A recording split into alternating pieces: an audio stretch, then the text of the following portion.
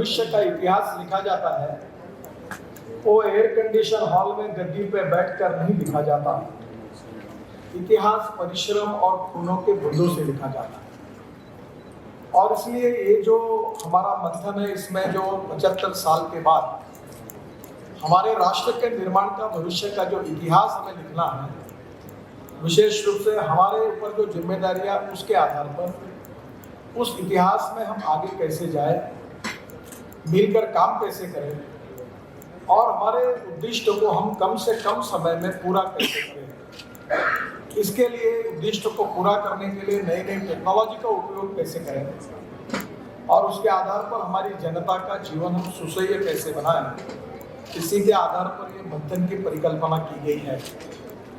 और इसलिए मुझे बहुत खुशी है कि हमारे इस पूरे कार्यकाल में हमारे अधिकारीगण, मंत्रीगण, हमारे सभी प्रकार के जो स्टेक होल्डर्स हैं, उनके साथ हम विचार परामर्श करने वाले हैं।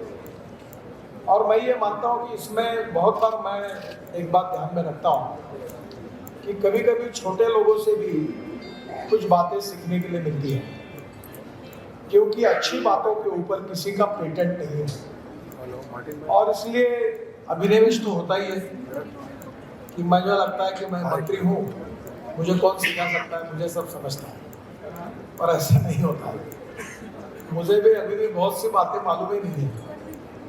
मुझे भी कभी कभी समझ में नहीं आता कि मुझे रोड एक्सपर्ट के बारे में लोग बोलते कि मैंने काम किया है। मैं अपने घर में कॉन्ट्रैक्टर बना था, तो हमारा मिट्टी का घर था बहुत बड़ा, तो मैंने आर्किटेक्ट को निकाल दिया और मुझे उस समय मैंने मुंबई में फ्लाईओवर्स और एक्सप्रेस हाईवे और वर्ली बांद्रा सीलिंग बनाया था, तो मुझे भी अहंकार हो गया कि मुझे सब समझने लगा। और मैंने अपने मन से घर का डिज़ाइन किया और बाद में मेरे बेडरूम में पलंग के सामने पिलर आ गए।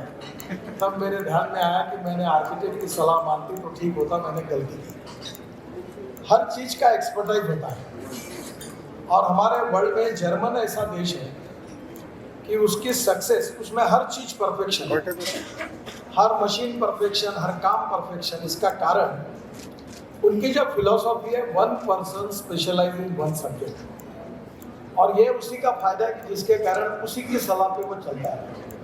12th के बाद 5 साल अगर कोई सीखता है तो स्कूटर मैकेनिज्म ही सीखता है। 5 साल गाड़ी का काम कैसे करना है यही सीखता है।